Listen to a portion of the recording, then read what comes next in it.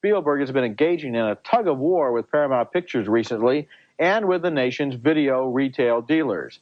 The subject is the upcoming release of his enormous hit film, Indiana Jones and the Last Crusade. There's no silver medal for finishing second. Hang on, Dad, we're going in! Into the homeland of the enemy. Nazis. I hate these guys. In January of 1990, Indiana Jones and the Last Crusade showed up at video stores, and it was unlike anything most people saw on VHS for a major blockbuster film at the time. What was so different about this release of the 1989 film? This release was a test to see how a controversial idea would sell, and that idea was called letterboxing, also known as widescreening. Nowadays we all know what this means, but in 1990 it was still confusing and different to a lot of people. Some movie fans were worried that seeing black bars at the top and bottom of their movie would cause them to lose some of the picture, when actually it would make them see more of the picture. The common practice for home video was known as pan and scan. Pan and scan was used to get the movie to fit to the square TV screen format. Well, what's the controversy about? Let's take a good look at this scene, which is from the cropped or panned and scanned version of the movie.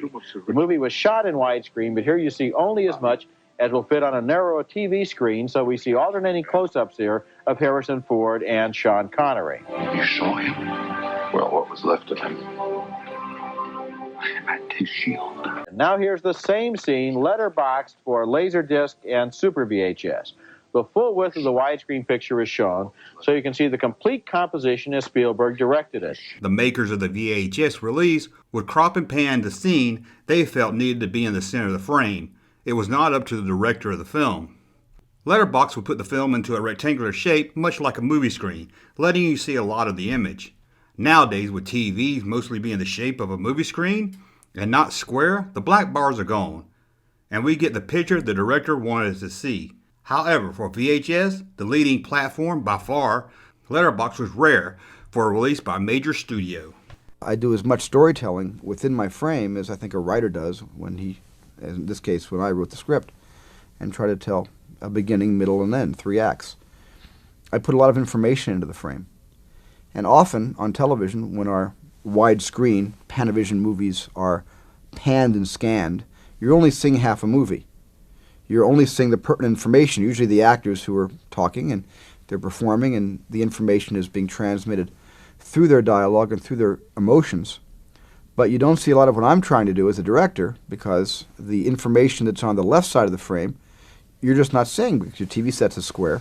In October of 1989, Steven Spielberg called in movie critics, video store owners, studio heads, and movie insiders to screen for them Indiana Jones and the Last Crusade in both letterbox and pan and scan version. During the screening of the pan and scan version, Spielberg would often jump to his feet, almost upset, telling them about the key part of the frame that he was trying to capture with the framing that pan and scan couldn't capture. There was one scene in Indiana Jones and the Last Crusade where Indiana Jones and his father are seen on opposite sides of the screen.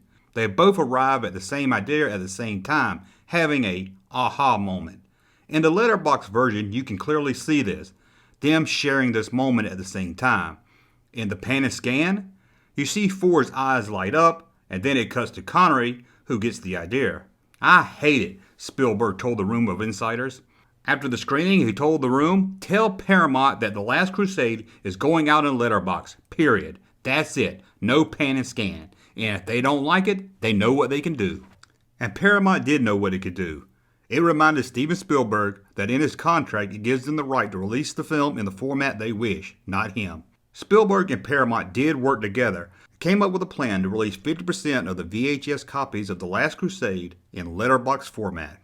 Half and half. Seemed fair. This would give the buyers and the people renting the film a choice to pick between the one they wanted. However, video store owners were not happy and would not accept the orders, telling Paramount they would not carry the letterbox copies of the film. So Spielberg and Paramount had to reach another deal.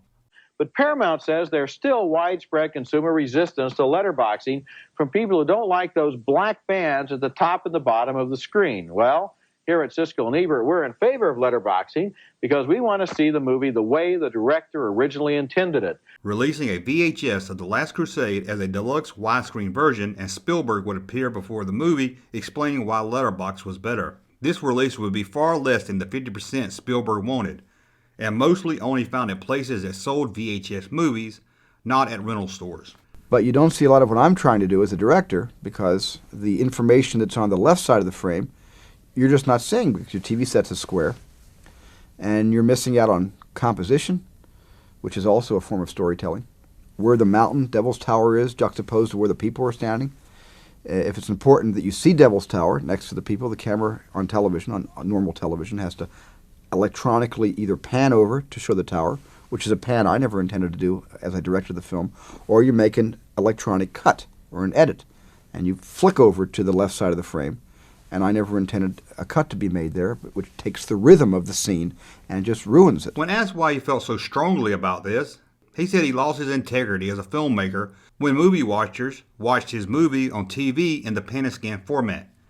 He said he put a lot of thought into what was seen in the frame, how it fits with the story and the vision he wanted to tell. When you see his films in pan and scan, it's someone else redirecting his work, putting in the cuts where he didn't plan it.